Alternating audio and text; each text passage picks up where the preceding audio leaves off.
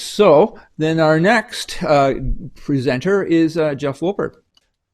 All right. Shall I just go into it? What's Might going as on, well. Jeff? Yeah. Hey, hey, Anthony. So Anthony and I had a chat a little while ago, not about this. We were going to talk about this, and we ended up talking about Dolby Atmos for a long time.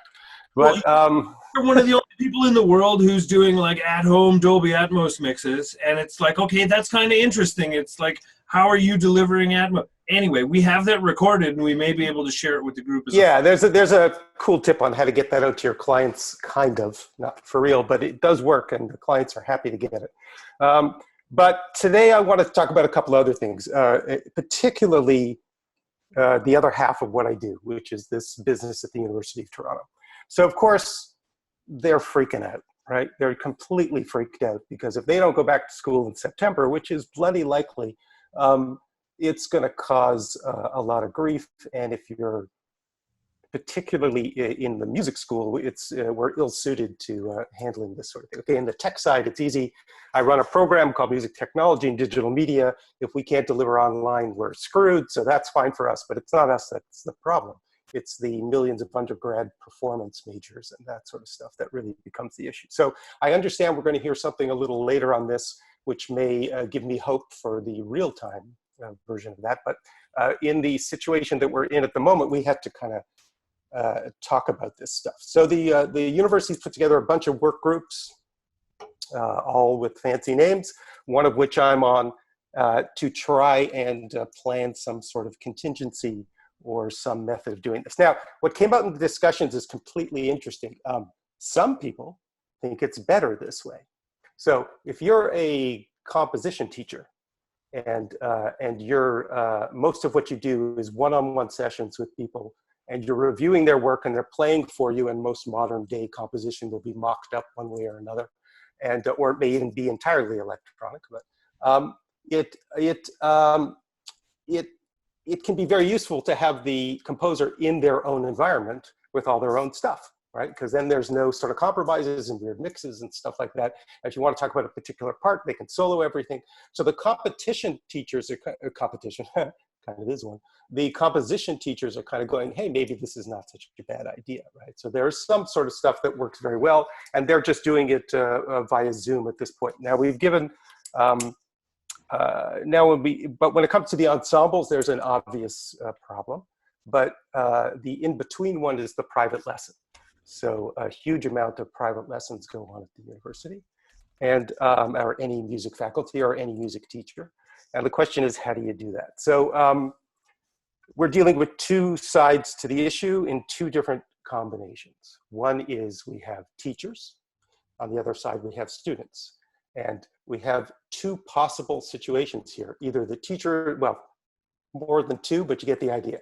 Either they're in remote locations, so they're nowhere near each other, or they're in the same building, but they can't be in the same room. So those are two different kinds of problems, and it really depends on what the situation will be in September and what kind of, what sort of freedom we have. So dealing with the easier one is they're both in the same building but in different locations.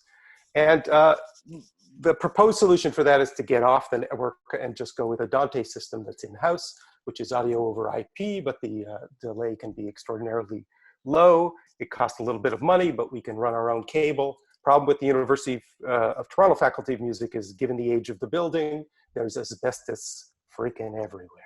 And so in order to do what I need to do, we can, because we can run Cat6 or even Cat7 cable around the building, around the doors and underneath the stairs and stuff like that. As long as we don't touch the ceiling, we're okay. The moment you touch the ceiling, the hazmat suits, you want to see personal protection, watch these guys. The hazmat suits come out and you have to vacate the building for like a week. So we're talking about doing that. There's some reluctance to doing that. We did wire the new electronic music studio, and I don't know how many of you know, but there is a brand new electronic music studio. The provenance of the original electronic music studios, was opened in 1959. It's the original, I've seen the original letters from Bob Moog sending up filter designs and having them vetted by people who were there at the time. And so it's been around for a long time. It fell into terrible disrepair. It's now been completely redone. It's a pretty hip little place. It's 4 rooms. It's completely configurable. It's all central patch. It's pretty hip, and there's a lot of gear in there. Nothing like spending somebody else's money, I will tell you, when you want to put a place together. Okay, so we have that situation. The other situation we have is the much harder one, which is that we have teachers. They may be in a studio at the school, so we can handle one side of it, and we have remote students. So the situation there is critical, and we have a democratic problem, is that we don't know exactly what technology people will have, what kind of networks they're on. Are they on phones? Are they on tablets? Are they on computers? So we took a survey, and let's see if I can successfully screen share this survey with you and see if you can see this. Can share. Okay. Okay, can you guys see that? Yeah, okay, great. Okay, so this was 256 people replied. It was 780. These are, I think, all undergraduate students. And there was just a couple of surprising answers. First of all, 97% of them owned a computer. 93 had webcams. Shocking. Yeah, it's amazing, right? So a bunch of people had phones. That's no surprise. Tablets, things like that. Here's an interesting one. Over 50% of them owned some kind of recording equipment at this point in time.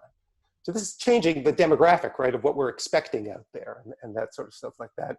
And here's, a few other things about what they owned, and then did they have good headphones, and have they done online lessons? And you can see this. Okay, so let me stop the screen share there. Okay, so what's the upshot from that that survey? Is that we have a fair amount of technology to deal with at this point in time. So we were tasked with seeing how we could make this work.